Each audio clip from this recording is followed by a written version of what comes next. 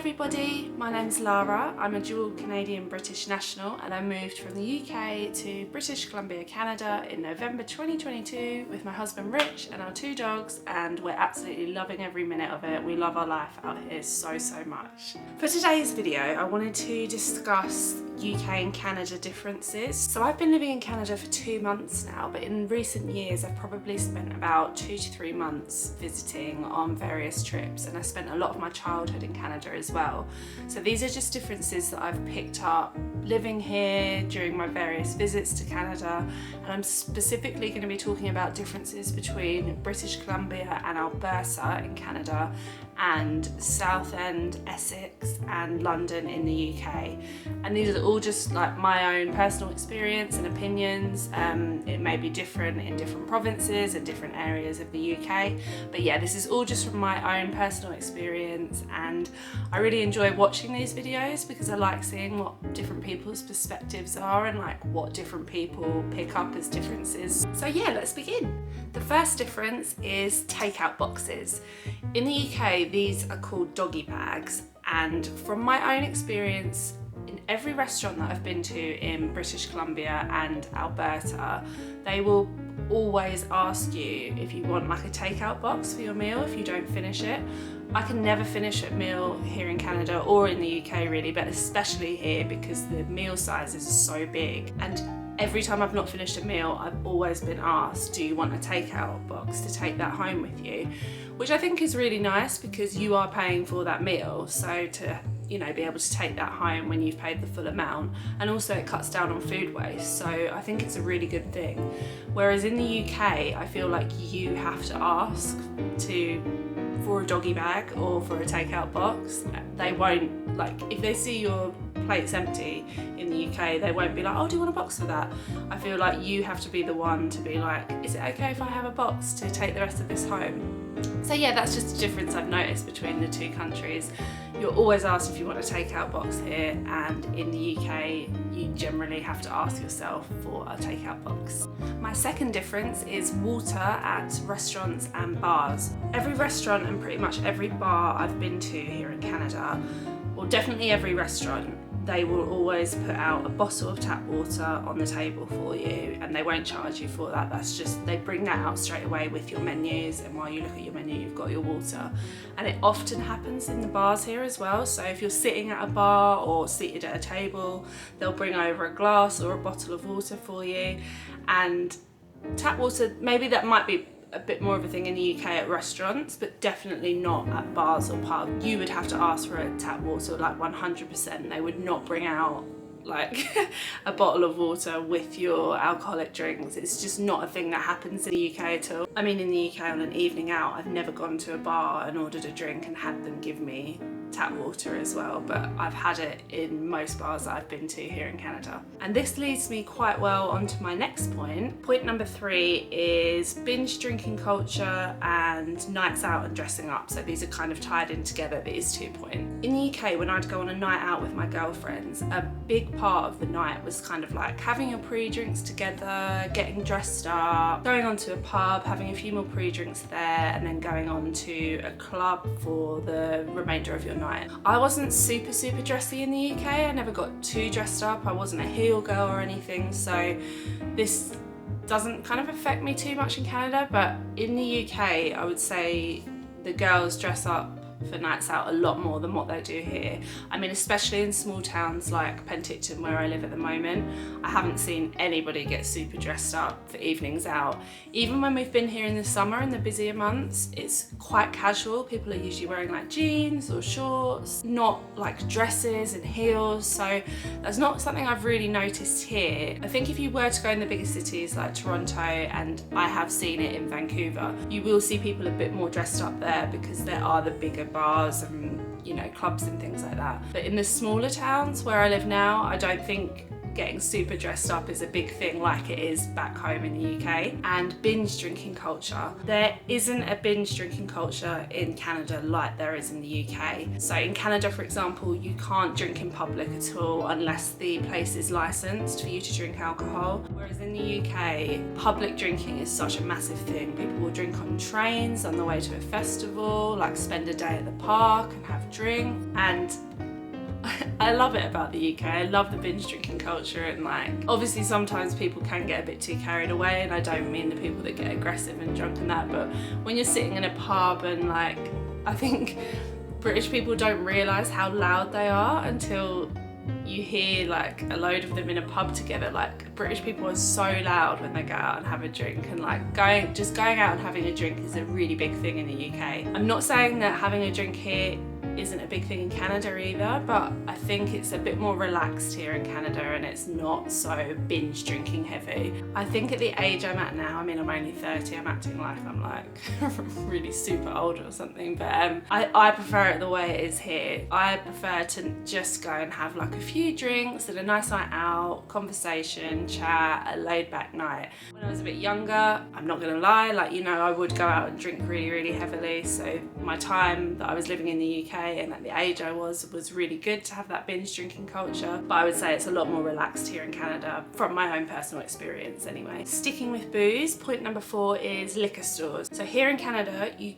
can only buy your alcohol at a licensed liquor store. I say you can only buy it at a liquor store. We've got a grocery chain here in Canada, Western Canada anyway, called Save On Foods, and the one here in Penticton does actually sell wine, beer, cider in the grocery store, but that is the only grocery store I've ever seen that sells alcohol here in Canada. Everywhere else it has to be at a liquor store, whereas in the UK you could go to an off license, like a little corner shop, big grocery store. You can pretty much buy booze at any kind of shop that sells food, really.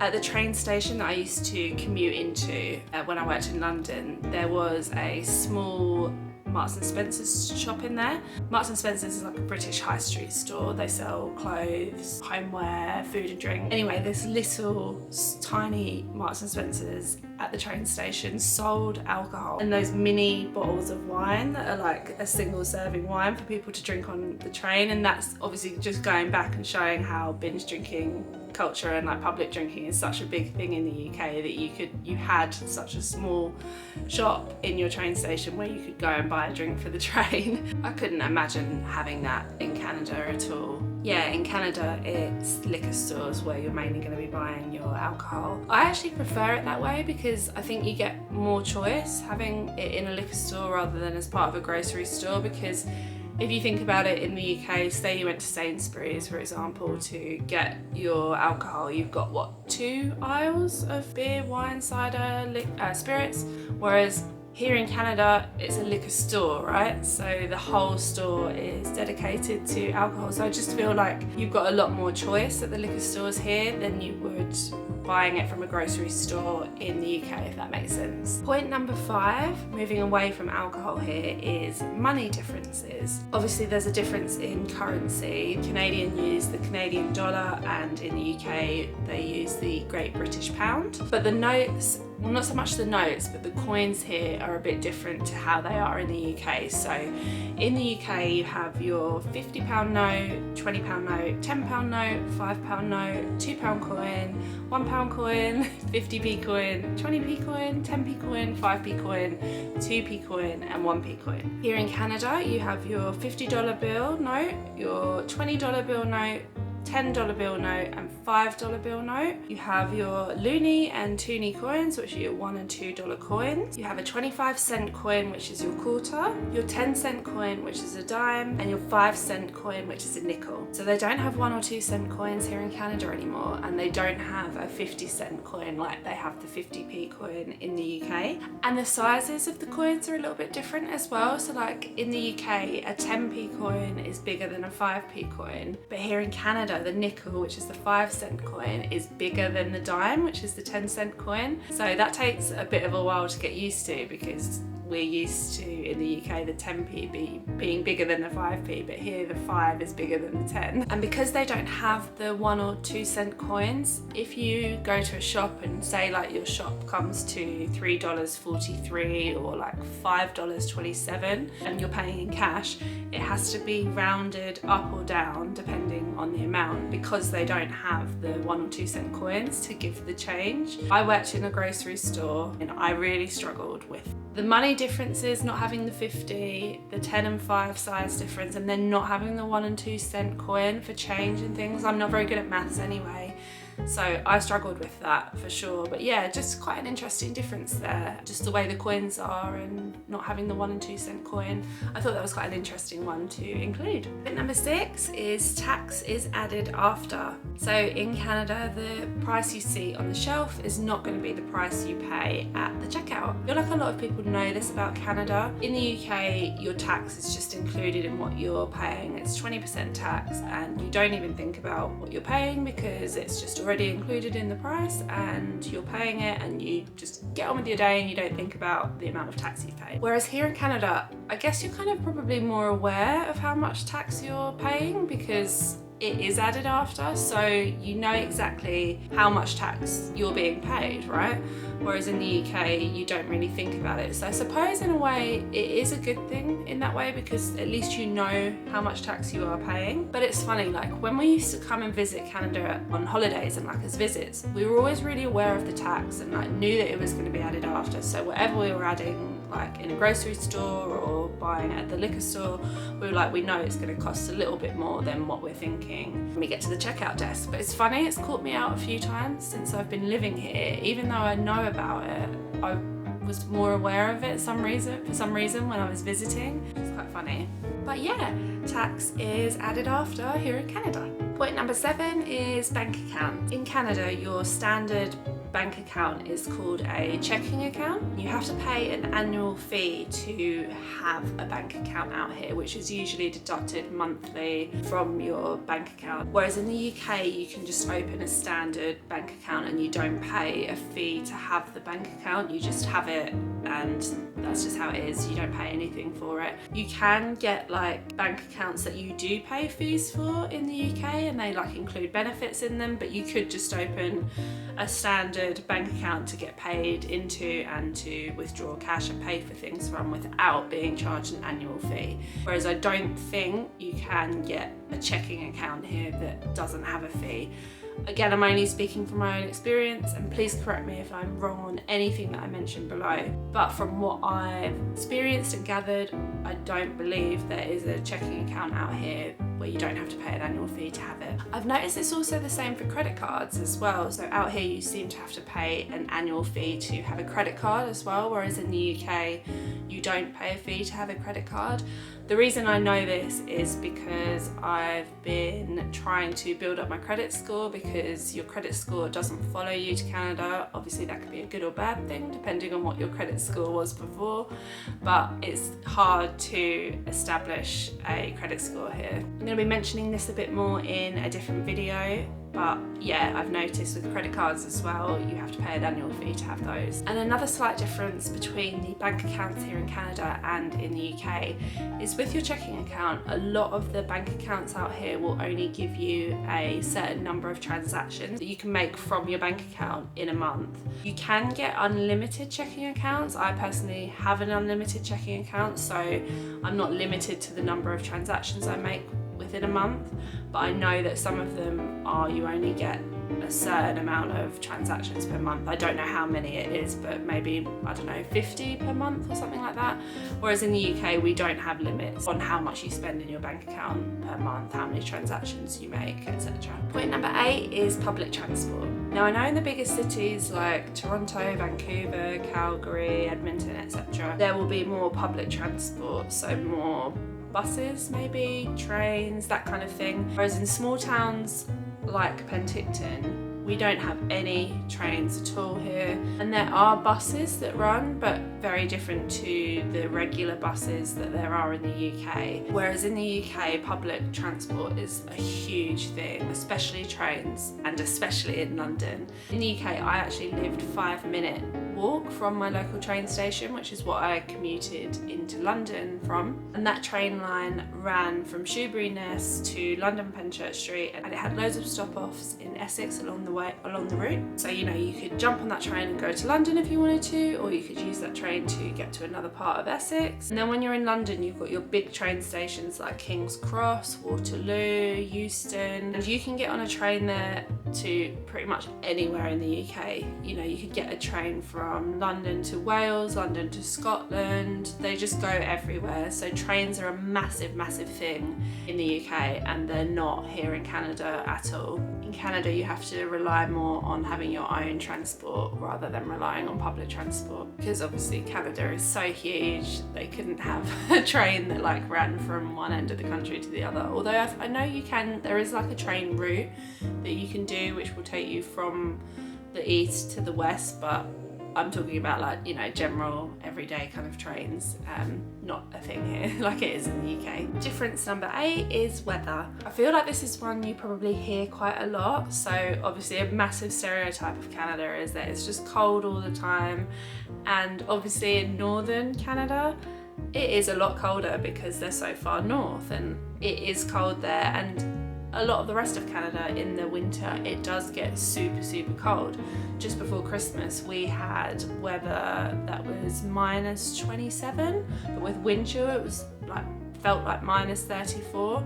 Our neighbours did say that where we live, it's unusual for it to be that cold, but I'm just, getting across the point that yes, it is cold here in Canada. But even though it's colder here in Canada than it is in the UK, I so prefer the winters here because the sun still shines, the skies are still blue, and it's just so nice. Whereas in the UK, in the winter, it's just grey and miserable and dark, and it rains a lot. That's not just a stereotype, it honestly does rain a lot in the UK.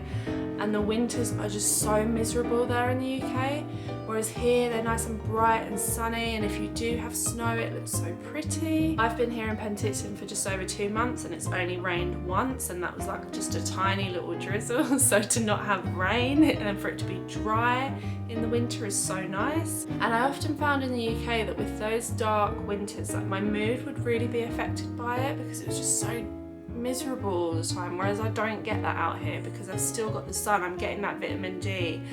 And yeah, I much prefer the winters out here than I do in the UK for sure. And then with that stereotype of Canada being super cold, I think a lot of people don't realise that it can get so hot here in the summer as well. I live in the Okanagan Valley, which is a tourist hotspot for a lot of Canadians and Americans, I think, in the summer, because it just gets in the 40s and high 30s here in the summer. It's so hot and dry here in the summer. I can't wait for the summer. I know that in Toronto, Ontario, it gets really super hot as well. I've never been to Ontario myself, but just from things that I've seen and heard online, I know it gets super hot there as well. And we do also get hot summers in the UK too. I'm not saying that we don't, we get really nice summers there. But just, going against that stereotype of Canada being super cold, I think a lot of people don't realise that it does get amazing hot summers. I've spent a lot of time in Canada in the summer and around this area, and to me personally, there's just no place like it. I absolutely love the summers here in Canada. They're so beautiful, and every season is, to be honest, in fall. You get those amazing colours on all the trees, and we've been here in fall once, and that was so nice when we were here in fall. The winter's been really nice because we did have snow around Christmas time, and it was so pretty, and to have a white Christmas was lovely, and having the sunshine. And then when I was a kid, I spent quite a lot of time here in the spring as well, so I just love the spring, all the flowers blooming, and yeah, every season's beautiful. I would say every season's beautiful in the UK, but I wouldn't say winter in the UK is beautiful. Winter in the UK is not nice. The other 3 months are really nice in the UK though. Difference number 8 is things are bigger here. So obviously Canada is absolutely huge. It's the second biggest country in the world, and sorry if you can hear my dog snoring in the background. I say this every single video because she's always snoring. The comparison between the UK and Canada in size is just crazy. I think my brain can't actually fathom how big Canada is. It's it's just so massive. But yeah, things out here are bigger. We've noticed it a lot on holidays over that we've had. So we've stayed in Airbnbs, and the fridges are absolutely huge. They're massive and wide and tall, and like the shelves inside and the doors are so big. The ovens and the stove tops are massive. The microwaves that sit above the ovens are huge as well. Mouthwashes, toothpaste, peanut butter. I've got one here, look. Massive peanut butter. These are things that I've known for a while, like when I've been visiting Canada, but something I didn't realise was bigger until we got out here was bed sizes. My husband and I shipped our king size bed frame from the UK to Canada. I'm filming a video on, or I've already filmed it actually, on moving stuff from the UK to Canada, so a more detailed explanation of this will be in that video. But basically we couldn't bring our mattress with us, only the bed frame, and it was relatively new, so we bought it with us. And when we got here, we bought a king size mattress and we bought king size sheets with us from the UK. When we went to put these on our king size mattress here in Canada, they didn't fit, and it led me to Google sizes.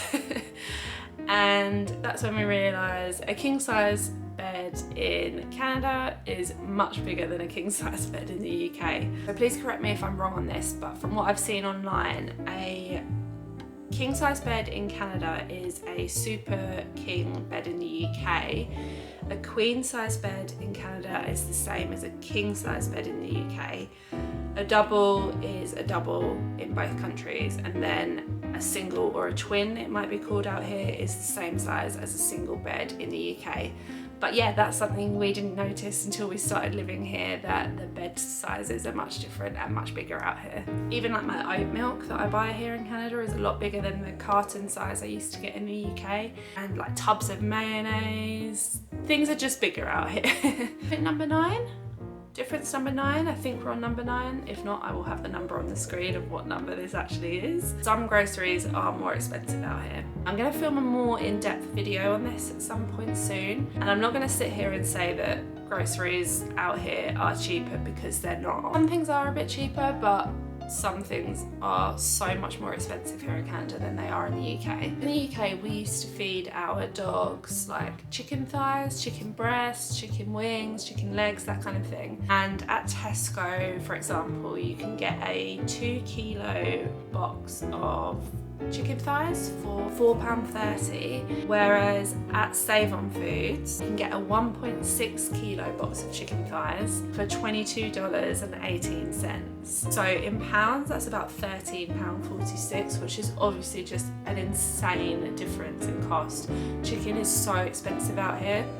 That doesn't affect me personally because I'm a vegetarian, but it affects my dogs. I'm referencing over there because they're sitting over there.